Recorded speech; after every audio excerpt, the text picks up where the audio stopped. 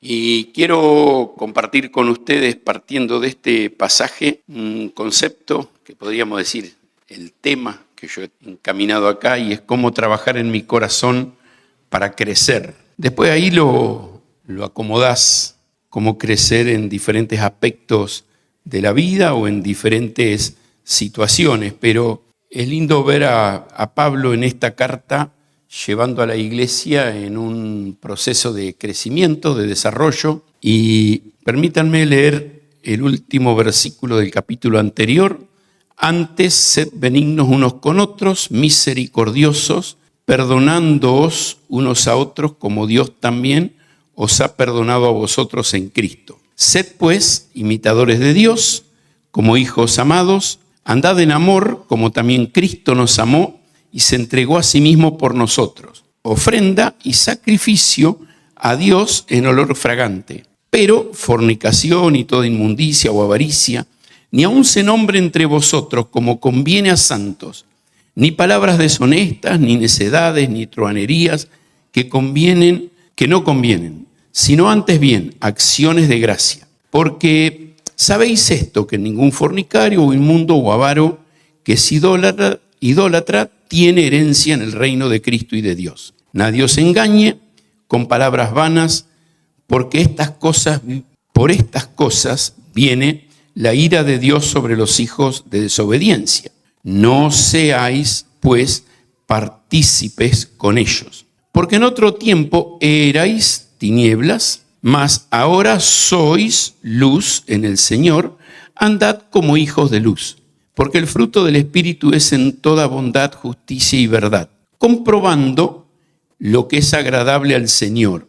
Y no participéis en las obras infructuosas de las tinieblas, sino más bien reprendedlas. Porque vergonzoso es aún hablar de lo que ellos hacen en secreto. Mas todas las cosas, cuando son puestas en evidencia por la luz, son hechas manifiestas, porque la luz lo manifiesta todo.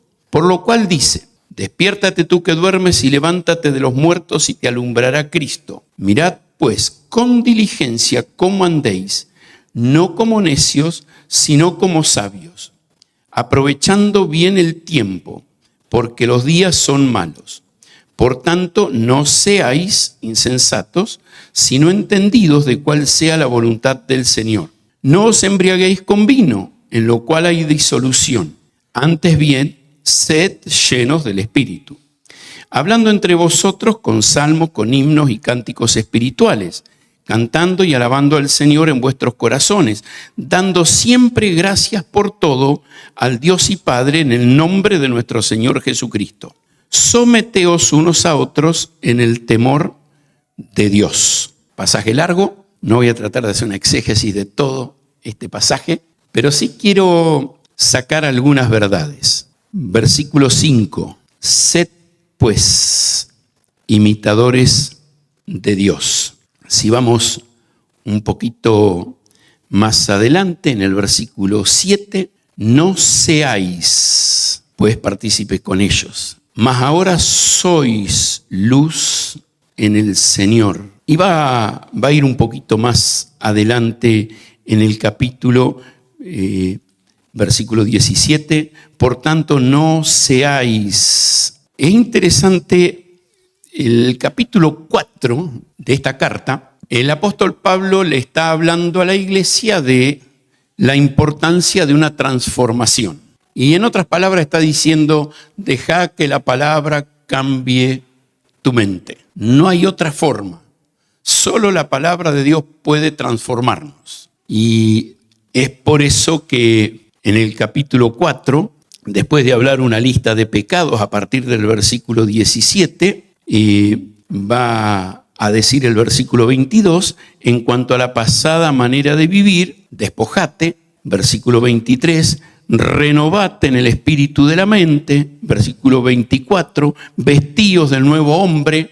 O sea, deja que haya un cambio en tu manera de pensar. No sé si alguna vez escuchaste la frase, yo la he escuchado muchas veces: a mí así me formaron. En mi casa, y no quiero decir que está mal, pero ¿cuántas veces con esa clase de pensamiento dejamos de ver lo que Dios quiere y decir, voy a dejarme transformar por la palabra de Dios.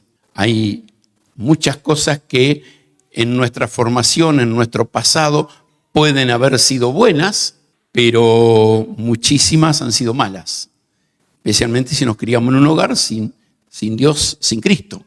Entonces, algunos principios, hasta que han parecido morales, terminan siendo malos y yo tengo que dejarme transformar la mente por Cristo, dejarme cambiar. Y es por eso que aquí en el capítulo 5 quiero marcar la primera palabrita. Y no sé si has escuchado alguna vez la frase, ser para hacer. Déjate formar, déjate transformar. Y el énfasis del versículo 32 del capítulo anterior, antes sed. ¿Qué tengo que ser?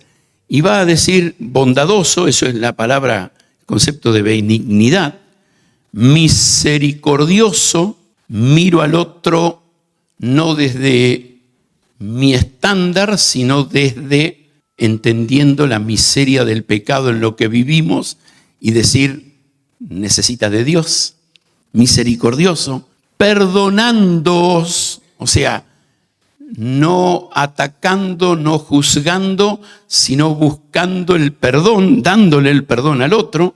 Y nos da un ejemplo, mira tu vida. Y creo que Pablo tendría aquí en mente la parábola de los dos deudores, el que debía 100 millones y el que al cual a su vez le debían a él 10.000 pesos. Cuando fue perdonado de los 100 millones, sale y encuentra al que le debe los 10.000 pesos y no fue capaz de perdonarlo. Y este concepto acá es lo mismo. Yo le debía a Dios por mis pecados una suma incalculable, que solo la obra de Cristo fue capaz de pagar en la cruz del Calvario. Y Dios en manera gratuita me regaló ese perdón. Capítulo 2, versículo 8. Porque por gracia soy salvo por medio de la fe. Es de manera gratuita. Y esto no de vosotros, pues es un don de Dios, un regalo de Dios. Él me regaló el perdón porque yo no podía pagarlo. No podía pagarlo. Y de repente yo soy difícil de perdonar al que me ofende, al que me hace algo a mí. Y esta es la insistencia del apóstol hacia nosotros. Y esto es el ser. Y nos da una descripción. Y entonces va a decir, imiten a Dios, el versículo 1. Tremendo, ¿no? O sea, tener a Dios como mi modelo. Yo no pongo como modelo a ninguna persona. Y esto no quiere decir que está mal tener héroes. Nos hace bien. Nos hace bien mirar a un Goliat y su vida de fe, David, y mirar su vida de fe frente a Goliat. Lo dije para ver cuánto estaban atentos. Un David frente a un Goliat. Sí, tenemos héroes a quienes imitamos. Por eso el autor a los Hebreos nos da en el capítulo 11 de su libro la lista de los héroes de la fe. Y nos desafía a vivir de esa manera. Pero mi modelo por excelencia es Cristo. Pablo va a decir, imítenme a mí como yo imito a Cristo. Podemos mirarlo a Pablo e imitarlo porque él imitaba a Cristo. Si no, no podríamos imitarlo. Nuestro modelo es Cristo y es por eso que dice, sed imitadores de Dios. Como hijo amado, miro a Dios como mi modelo. Y acá hay una meta, trabajar en mi carácter antes que en mis acciones, en mis actividades. Muchos de nosotros nos gusta participar y dedicar tiempo a actividades. Bueno, es mucho más importante dedicar tiempo y participar en el trabajo que voy haciendo en mi interior para parecerme cada vez más a Cristo. Y de ahí la insistencia en que seamos imitadores de Dios. Fíjense, versículo 25 del mismo capítulo. maridos, amad a vuestras mujeres, así como Cristo amó a la iglesia. Acá nos está dando un ejemplo práctico de cómo imitar a Dios. Cómo imitar a Dios. El propósito, santificarla. El versículo 27, el propósito, presentarla. Entonces, miramos a Cristo como nuestro modelo. No tengo que ser mejor que mi papá, tengo que ser como Cristo. No tengo que ser mejor que tal o cual persona en la iglesia. Tengo que ser mejor que Cristo. O sea, ser como Cristo, ponerme a Él como modelo. Y esto va a ir demostrando lo que realmente soy. Y lo que soy entonces me va a hacer. Va a producir en mí el querer hacer, que es lo que dice el versículo 2. Andad en amor, como también Cristo nos amó y se entregó a sí mismo por nosotros. Entonces, acá nos muestra el amor de Cristo. ¿Y cómo es el amor de Cristo? Y te llevo a 2 versículos recontra conocidos. Romanos 5:8. ¿Se acuerdan lo que dice? Que Dios muestra su amor para con nosotros, en que siendo aún pecadores, Cristo murió por nosotros. Y Juan 3:16, tanto amó Dios al mundo que dio a su Hijo unigénito. Andad en amor tiene que ver con esto, porque va a ser el énfasis de que Cristo nos amó. Y el amor de Cristo lo llevó a entregarse por mí. El amor de Cristo lo llevó a entregarse por mí. El amor de Cristo me lleva a entregarme por el otro. Si yo amo como Cristo ama, me voy a entregar. Y usa 2 palabritas relacionadas con la entrega: ofrenda y sacrificio. El concepto de ofrenda es una entrega voluntaria. Una entrega voluntaria. No es una exigencia, no es una demanda. Es algo voluntario. Y sacrificio tiene que ver con dispuesto a pagar el precio. Muchas veces en esa entrega voluntaria tengo que pagar un precio. Y mayormente ese precio es contra mi orgullo. Estábamos en una charla de varones y uno de los varones, soltero él, conviviendo con otros, hablaba de haberse levantado ese día y haber tenido que lavar los platos que le hubiese tocado a otro en el grupo, ¿no? Y dice, ¿me tengo que sacrificar yo o le tengo que enseñar a él? Bueno, las 2 cosas. Entonces, uno de los hombres casados dice, mi esposa estuvo enferma y yo vengo de trabajar y pienso que ella tendría que haber lavado los platos. Y lo primero que me pasa adentro es sacrificio. Hace una más. Anda un pasito más lejos. Y enseguida otro de los hombres dijo lo mismo. ¿Por qué? No es tan difícil, aunque cuesta hacer lo que tenemos que hacer. Pero sacrificio implica, voy un paso más allá. Y no importa quién le toca, no le importa quién tendría que dar el primer paso. Yo tengo que hacer lo que yo tengo que hacer. En bendecir a otro. Y esto tiene, fíjate que la primera frase, la primera palabra relacionada con el andar, ¿cuál es la primera palabra? Andad, ¿qué dice ahí el versículo 2? Andad, ¿en qué? Amor.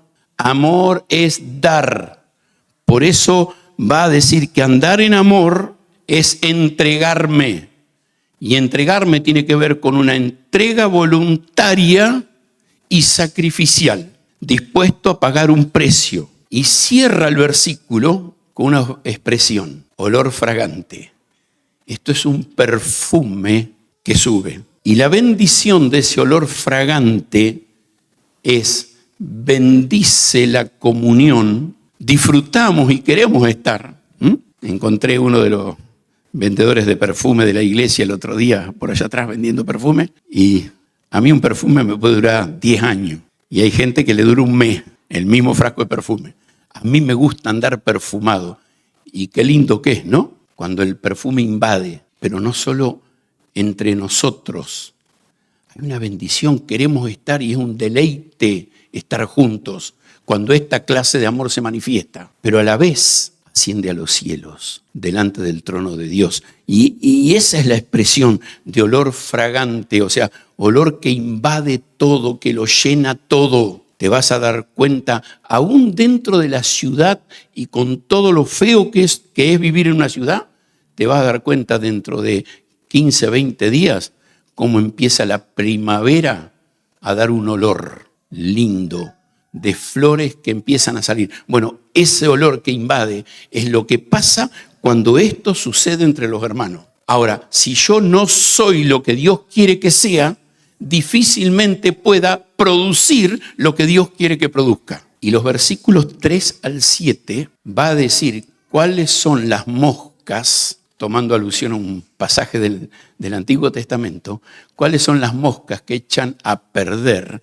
el perfume del perfumista. Una mala conducta, el versículo 3, una mala manera de hablar, el versículo 4, una mala práctica, versículo 5, el 6, el tratar de simular, y el versículo 7, seguir malos ejemplos. Va a decir, no seáis pues partícipe con ellos. Pablo hace algo en sus cartas. Yo les decía recién que en el capítulo 4, versículo 17, él habla de listas de pecado. Sigue en el capítulo 4, en otro momento vuelve a hacer otras listas de pecado más, y acá hace otra. La lista de pecados que podemos cometer es interminable. Por eso, de acuerdo a quién le está escribiendo Pablo, es los pecados que va a señalar. Pero el énfasis que yo quiero hacer acá es que en estos versículos del 3 al 7, Pablo va a decir, estas son las cosas que echan a perder una buena relación. Estas son las cosas que echan a perder. Y entonces va a decirnos a nosotros el versículo 8, porque, y va a ser un énfasis, esto erais, porque en otro tiempo ustedes eran tinieblas.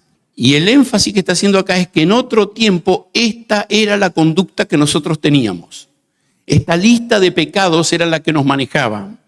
Pero ahora nos tiene que manejar el amor, la ofrenda, el sacrificio, para que suba en un olor fragante en la comunión, en la iglesia. Tiene que haber una transformación. Y va a ser una comparación entre las tinieblas, erais tinieblas, mas ahora sois luz. Y de vuelta ser. ¿Qué sos? ¿Tinieblas o sos luz? Y vuelve a hacer este énfasis. ¿Cuál de los dos sos? Mirá lo que dice el capítulo 2, el versículo 11, hablando de ser tinieblas. Por tanto, acordaos de que en otro tiempo vosotros los gentiles, los que no teníamos a Cristo, en cuanto a la carne, erais llamados incircuncisión por la llamada circuncisión hecha con mano en la carne. En aquel tiempo estabais sin Cristo. Y fíjate que no hace una lista de pecados acá, sino que habla de una condición, de un estado general. Va a decir, estabais sin Cristo. No teníamos posibilidad de perdón de pecados. Alejados de la ciudadanía de Israel, no teníamos una patria. Ajenos a los pactos de las promesas, no teníamos promesas. Sin esperanza, no había un futuro, un porvenir. Sin Dios en el mundo, no teníamos un Padre. Esto era estar en tinieblas. Esto era estar en tinieblas. Sin Cristo, en esta condición estábamos. Pero va a decir el versículo 8, mas ahora sois luz en el Señor. Mas ahora sois luz en el Señor. Después va a decir andad como hijos en luz, pero mirá lo que dice capítulo 2, pero el versículo 13, que también habla de este cambio. Pero ahora en Cristo Jesús, vosotros que en otro tiempo estabais lejos, habéis sido hechos cercanos por la sangre de Cristo. La sangre de Cristo, la obra en la cruz, hizo ese cambio. Mi condición antes era tinieblas, alejado de todo lo que Dios tenía para mí. Mas ahora en Cristo fui acercado a Dios. Y el concepto de luz es muy hermoso. El versículo termina diciendo, andad como hijos de luz. Y no sé si ustedes recuerdan, pero vamos a buscar algunos conceptos del Evangelio de Juan. Cuando Juan el Bautista lo presenta a Jesús, bueno, Juan el Evangelista primero, después Juan el Bautista, perdón, va a decir capítulo 1, versículo 1, en el principio era el verbo era con Dios y el verbo era Dios. Este era en el principio con Dios, todas las cosas por él fueron hechas y sin él nada de lo que ha sido hecho fue hecho. En él estaba la vida y la vida era la luz de los hombres. Cristo era la luz en las tinieblas resplandece y las tinieblas no prevalecieron contra ella. ¿Te pusiste a pensar alguna vez en el hecho de que las tinieblas siempre huyen frente a la luz? No importa la cantidad de oscuridad que traigas adentro de una caja, la abrís y desaparece. Ahora, no importa cuán oscuro esté un lugar, prendes un fosforito y se ilumina. La luz siempre corre a las tinieblas. Ahora, ¿qué soy y qué dejo trabajar en mí? Y este es el énfasis que está queriendo hacer el apóstol Pablo a esta iglesia. Deja las tinieblas, busca la luz, porque esto es lo que sos, porque acudiste a Cristo. Seguimos leyendo. Un hombre enviado de Dios, el cual se llamaba Juan. Este vino por testimonio para que diese testimonio de la luz, a fin de que todos creyesen por él. No era él la luz, sino para que diese testimonio de la luz. Aquella luz verdadera que alumbra a todo hombre venía a este mundo. En el mundo estaba y el mundo por él fue hecho, pero el mundo no le conoció. Qué tremendo, ¿no? El mundo rechaza la luz. Por eso la luz de Dios no brilla. Y algo parecido nos dice el capítulo 3 de Juan. Nosotros siempre leemos el versículo 16, lo sabemos de memoria, pero el 17 va a decir, no envió Dios a su Hijo al mundo para condenar al mundo, sino para que el mundo sea salvo por él. El que en él cree no es condenado, pero el que no cree ya ha sido condenado, porque no ha creído en el nombre del unigénito Hijo de Dios. Y esta es la condenación, que la luz vino al mundo y los hombres amaron más las tinieblas que la luz, porque sus obras eran malas. Porque todo aquel que hace lo malo aborrece la luz y no viene a la luz para que sus obras no sean reprendidas. Mas el que practica la verdad viene a la luz para que sea manifiesto que sus obras son hechas en Dios. Pablo le está diciendo acá a la iglesia de Éfeso, mirá la lista de pecados, ¿qué sos vos? Y de acuerdo a lo que sos, viví. Y si realmente Dios está obrando en tu vida, deja la vida de pecado. ¿Cuál es la luz? Si leemos un poquito más adelante en el capítulo 8, Jesús dice, yo soy la luz del mundo, el versículo 12, 8:12. Yo soy la luz del mundo. Pero es la palabra de Dios que alumbra para que nuestra vida sea transformada. Entonces, cuando dice acá que debemos dejar las tinieblas y andar en la luz como hijos de luz, está diciendo, conociste a Cristo, sos hijo de Él, que es la luz, entonces, como hijo de luz, anda en la luz y no en las tinieblas. Las tinieblas son las obras de la carne. Fíjate el versículo 9, dice algo interesante, porque el fruto del Espíritu es en toda bondad, justicia y verdad. Gálatas, capítulo 5, versículo 16 al 26. Son 11 versículos ahí, donde el apóstol Pablo hace una comparación entre las obras de la carne y el fruto del Espíritu. Y es interesante, ¿no? Porque no dice las obras de la carne y las obras del Espíritu. Va a decir, las obras de la carne son aquellas acciones pecaminosas que yo hago y el fruto del Espíritu, el obrar de Dios que yo permito en mí. En el capítulo 1, Pablo escribiendo de acá de esta carta a los Efesios, va a decir que tenemos el Espíritu Santo viviendo en nosotros. Bueno, lo dejamos obrar y que su fruto se manifieste en nosotros, o nos gusta seguir las obras de la carne, las obras del pecado. Y les vuelvo a decir, ahí en Gálatas, cuando habla de manifiestas son las obras de la carne, a partir del versículo 16, hace una lista de pecados, otra vez, quizás no exactamente igual a esta que está acá, o la del capítulo 4 de Efesios. ¿Por qué? Las obras de la carne son muchas e ilimitadas y se combinan entre sí. El fruto del Espíritu es uno solo, manifestado en 9 conceptos distintos.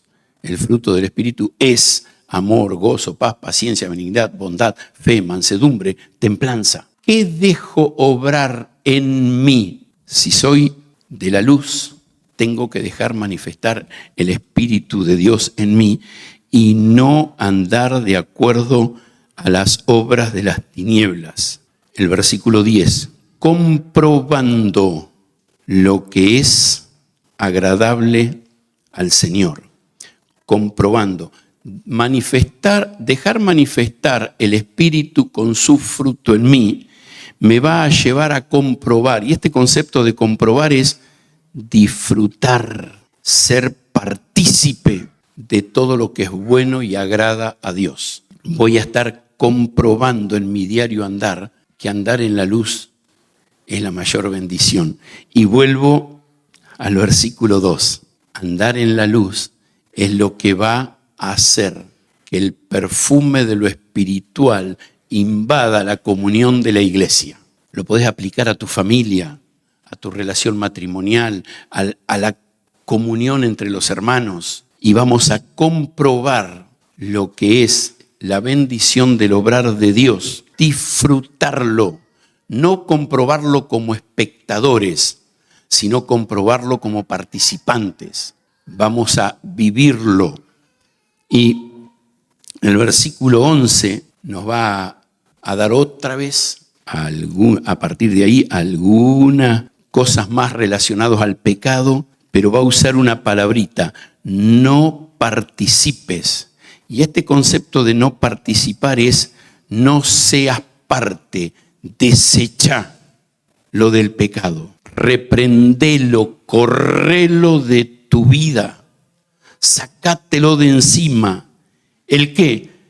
Las obras que pertenecen a las tinieblas, las obras que en Gálatas 5 va a decir que son las obras de la carne, las obras que son el resultado de una vida pecaminosa. El versículo 11 va a decir que este tipo de obras son infructuosas, no dan fruto. Interesante, ¿no? ¿Qué dice el versículo 9? El fruto del Espíritu. Las obras de la carne, el fruto del Espíritu. Las obras infructuosas. Si yo me dejo controlar por la carne y el pecado, no hay fruto espiritual. No hay fruto espiritual. Ah, sí, a veces gano una discusión, a veces gano una guerra, a veces gano en lo económico, a veces me va mejor, de acuerdo a los ojos del mundo, pero no hay fruto espiritual.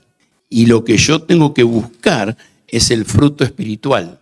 Y a través de las obras, acá la llama de las tinieblas, las obras de las tinieblas no me permiten tener fruto espiritual. Y entonces tengo que reprenderlas, sacármelas de encima, desecharlas, correrlas de mi vida, decidir no practicarlas. Versículo 12 usa otro concepto, dice, porque vergonzoso es aún hablar de ello. ¿Sabes? Trae vergüenza, trae vergüenza. ¿Cuánta vergüenza, cuánto dolor trae hablar de nuestro pecado o manifestar nuestro pecado? ¿Cuántas veces cometemos un pecado que afectó a otros o no directamente, pero otro nos vio y andamos escondiéndonos para no ser descubiertos? O traté mal a alguien y después lo esquivo para no encontrarme de vuelta con él. Ahora, en la calle eso es bastante fácil. En la iglesia cuesta un poco más. En la familia es imposible. En la familia es imposible. Entonces, pero trae vergüenza el pecado. Y un último concepto, el versículo 13. La luz pone en evidencia el pecado. Entonces, o me escondo y corro, no leo la Biblia para que no me muestre, no voy a la iglesia, no me junto con hermanos, porque cuando eso hago, el pecado sale a la luz. Y no necesariamente que sale a la luz afuera, que todos lo conocen. Sale a la luz dentro mío y me lo marca y gloria a Dios y me produce dolor. Porque eso va a traer un cambio, un arrepentimiento y una transformación. Lámpara es a nuestros pies la palabra, ¿no? Salmo 119, 105. Lámparas a nuestros pies la palabra, lumbrera nuestro camino, ilumina nuestro andar. Y de repente Pablo nos llama a una reacción. El versículo 14. No te quedes en ese estado de tinieblas. Y usa algo interesante, tomando una expresión, y va a decir, despiértate tú que duermes, levántate de los muertos y te alumbrará Cristo. Reacciona vení a Cristo que es la luz y dejate alumbrar por Él. Pero para eso tenés que reaccionar. No te quedes en el dormitar de tu pecado, porque eso es lo que hace el pecado. No sé si alguna vez escuchaste hablando de endurecer la conciencia, que es como cuando por el trabajo manual se te van haciendo callos en las manos y después ya no te duele tanto. Y la cocinera es capaz de agarrar la olla caliente que el marido no es capaz de agarrar porque se quema las manos. Ahora ella está tan acostumbrada. Bueno, muchas veces con el pecado nos pasa eso. Y Pablo dice, reaccioná, no dejes que eso pase en tu vida. Un adormecer. Hoy en la reunión en la mañana hablábamos, a la pasada lo mencioné, ¿no es cierto?, cómo afecta muchas veces la vida, el pecado en la pantalla, y nos vamos acostumbrando y lo vamos permitiendo. Bueno, cuando dice acá, despiértate tú que duermes, no está hablando de una persona que está en el cuarto durmiendo. Está hablando de una persona que está andando, caminando, pero con la conciencia adormecida. Dormir mayormente es en medio de las tinieblas. Y a eso está llamando el Señor. Salí de las tinieblas, vení a la luz, dejate alumbrar por el Señor para reaccionar y tener un andar en la luz y no en las tinieblas. Y da un par de consejitos, quizás podríamos decir 3. Prestar atención, mirar con diligencia, va a decir el versículo 15, mirar con prontitud, con atención, buscando identificar las cosas que son de las tinieblas que no te están permitiendo andar en la luz. Y te digo, con todas las listas de pecado que ella hizo antes, pasa por la lista y fíjate cuál te toca, cuál te cae, y dentro de eso hace una pequeña comparación. Y esa comparación está relacionada con el necio y el sabio. El necio mira por encima, el sabio mira con profundidad porque quiere que la luz lo alumbre y lo transforme. Por eso hace el énfasis de mirar con diligencia, con detenimiento, con prontitud, queriendo que la palabra te muestre hasta lo más profundo y produzca un cambio, para que dejes de dormitar en las tinieblas y camines en la luz de Cristo. El segundo concepto va a hablar de administración del tiempo. Aprovecha bien el tiempo. Usa una expresión, los días son malos. Me hace acordar una expresión de Jacob. Cuando Jacob va a Egipto con toda su familia, porque ya habían pasado 2 años de hambre y había 5 más, pero su hijo José era el administrador de Egipto y tenía comida suficiente. Él se encuentra con Faraón y Faraón le dice, ¿cuántos años tenés? Él lo vio viejito, doblado. ¿Cuántos años tenés? 130 pocos y malos. Y yo creo que hoy alguien llega a 130. Son muchos, ¿no? Job dice, 130 pocos y malos son los días de tu siervo, o algo así, usó la expresión. Ahora, ¿sabes? Jacob vivió muchos años lejos de Dios y tuvo un problema, le pasó factura hacia su descendencia. Él crió a sus hijos en la niñez y la adolescencia, mintiendo, engañando y robando a su suegro. Claro, después de eso tuvo un encuentro con Dios y su vida cambió. Pero cuando llegó a la tierra ya tenía 11 de los 12 hijos y los primeros ya andaban cerca de los 12 años. Así que ya estaban entrando en la adolescencia. De esa forma, él le mostró que los bienes se podían conseguir por mentira y engaño, andando en tinieblas. Por eso Jacob, que sufrió muchas consecuencias de todo lo que hizo mal en el inicio, decía pocos y malos. Y es el concepto acá, ¿no es cierto? Los días son malos.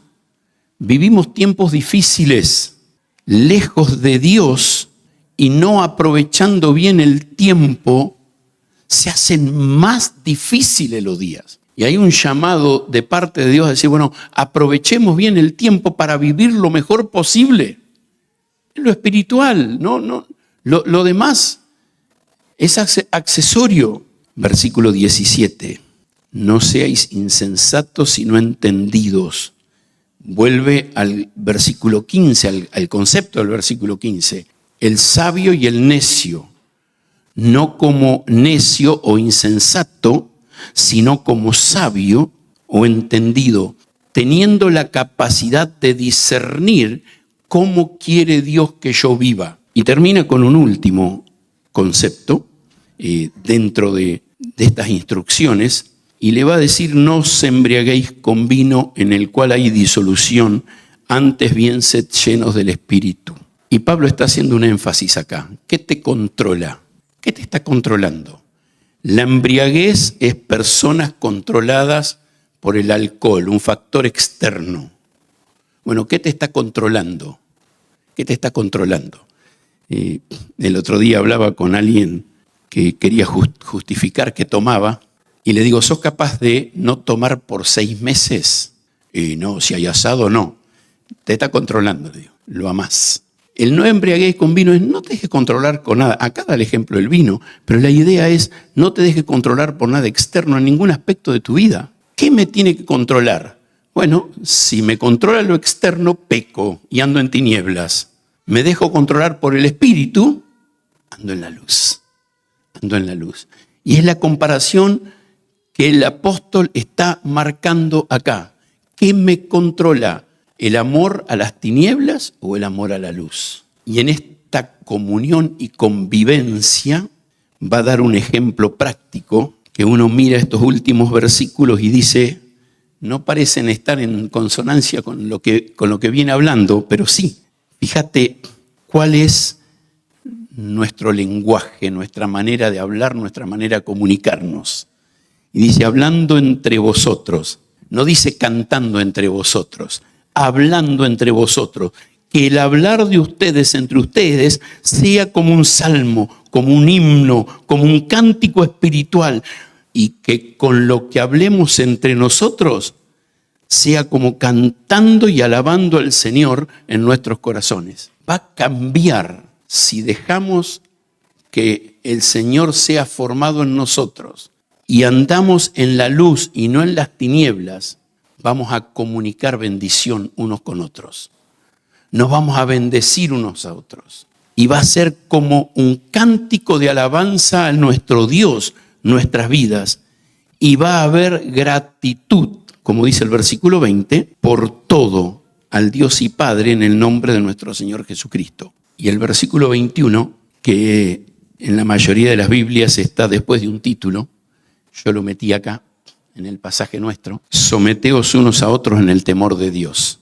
Y es: para poder vivir esto que estoy compartiendo, es importante poner al otro y sus intereses por delante mío y mis intereses. Este es el concepto del versículo 21. Y con este concepto continúa el resto del capítulo, ¿no es cierto?, que nos lleva ya a algo más específico, la relación matrimonial. Es muy difícil llegar a los versículos 22 en adelante entendiendo la relación matrimonial si no entendemos estos versículos de cómo debe ser nuestro andar y en nuestra convivencia en la familia de la fe y en el andar nosotros como familia. ¿Qué soy? ¿Qué soy? Y eso que soy va a determinar lo que hago. Y permítame decir algo: si un árbol da pera, es un peral, no es un naranjo. Si estoy produciendo en mí fruto de las tinieblas, no estoy andando en la luz. No estoy hablando de salvación o no salvación. No, estoy hablando de cómo estoy viviendo. Bueno, el Señor nos llama a andar en la luz de Cristo, vivir en su luz para que podamos bendecir a los que están a nuestro alrededor. El lugar donde vivimos, la familia, el lugar donde tenemos comunión, la iglesia, y en el mundo en el que transitamos, un mundo que está sin Dios, sin Cristo y sin esperanza, pero necesita la luz de Cristo a través de nosotros, con nuestros hechos y con nuestras palabras. Oramos. Gracias te damos, querido Dios y Padre, por poder compartir este tiempo, esta mañana, abrir tu palabra, ser enseñados por ella. Señor, quiero pedirte que la luz de Cristo sea la que nos ayude hoy andar en tus caminos. Que seas tú, Señor, quien nos muestres el camino por donde andar. Padre, gracias porque podemos en tu palabra ver de manera práctica cómo tú quieres que vivamos. Ayúdanos a hacer lo que tú quieres que seamos, para que podamos mostrar en este mundo la luz de Cristo. En el nombre de Él es que oramos.